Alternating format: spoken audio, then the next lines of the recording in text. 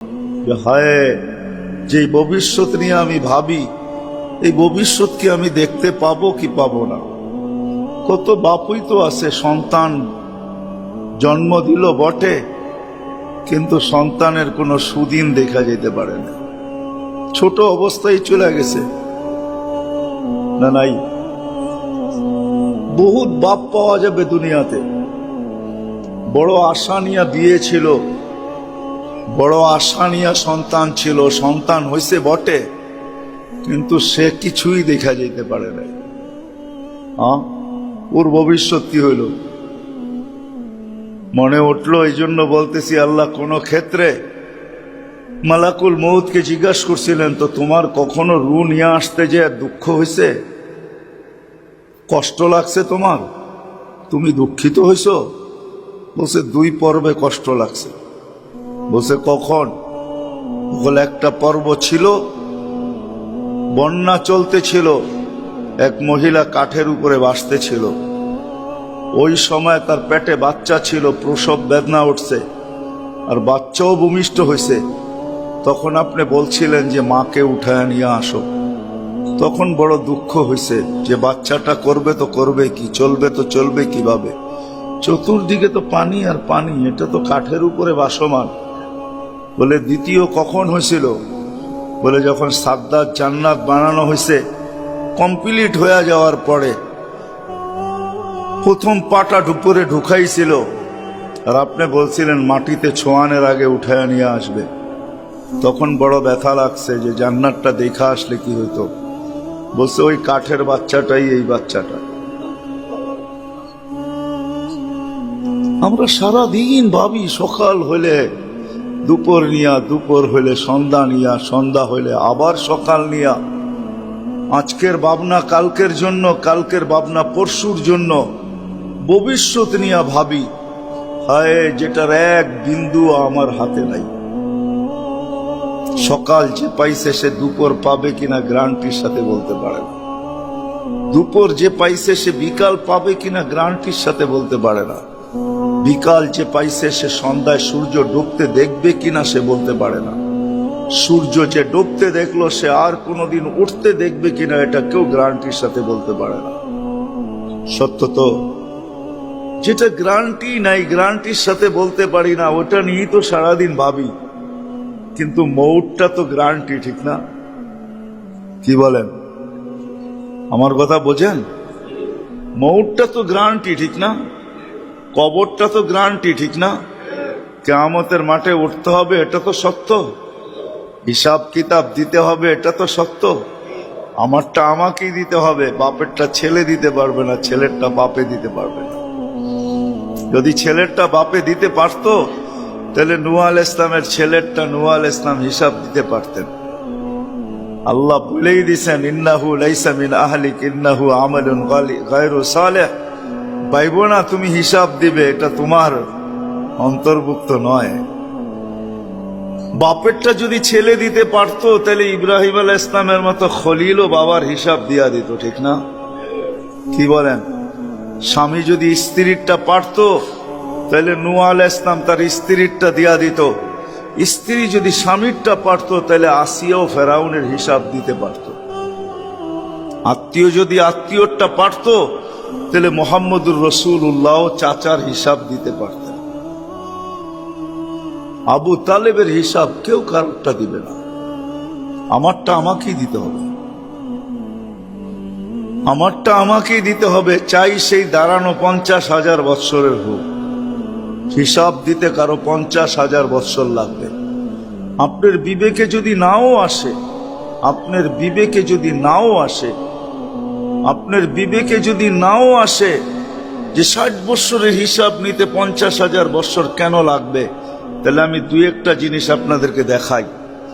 এই মাধব দিতে পাবেন বহুত মানুষ ডেলি ডায়ালিসিস করে। ডায়ালিসিস বুঝেন?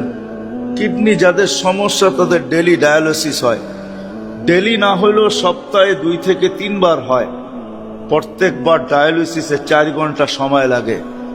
যান, এখানে যদি কোনো ডায়ালিসিস সেন্টার থাকে, ওকে জিজ্ঞাসা করেন কয় টাকা নেয়। আর ডেলি আল্লাহ কুদরতি ভাবে আমাদের প্রত্যেকের শরীরে যাদের কিডনি ভালো আছে 36 বার ডায়ালিসিস করে। 36 বার। আল্লাহ যদি জিজ্ঞাসা করে তোকে ডেলি 36 বার ডায়ালিসিস করতাম, একবার করতে 7 থেকে 8,000 টাকা তোর দিতে হতো, আর আমি ডেলি কুদরত দিয়া 36 বার করতাম, তুই কি কইরা আসছস বল? 60 বৎসরে ডেলি 36 বার হলে 60 বৎসরে কতবার ডায়ালিসিস হয়?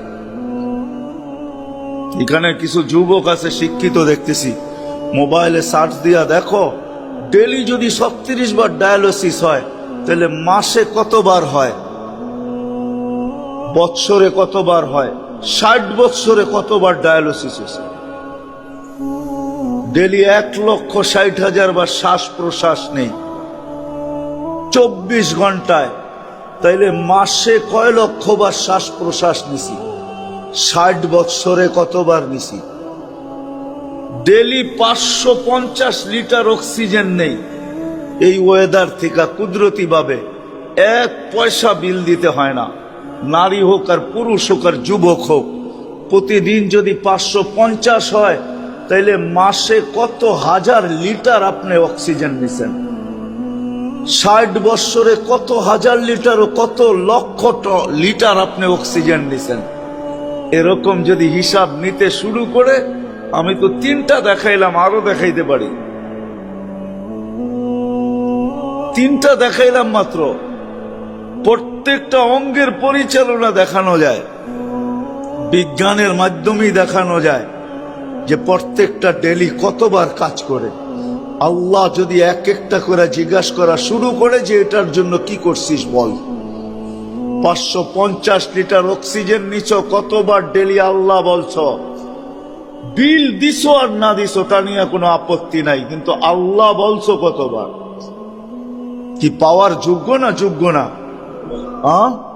1 লিটার অক্সিজেন জিজ্ঞাসা করেন যে মাধবদীতে হাসপাতালে কত টাকা?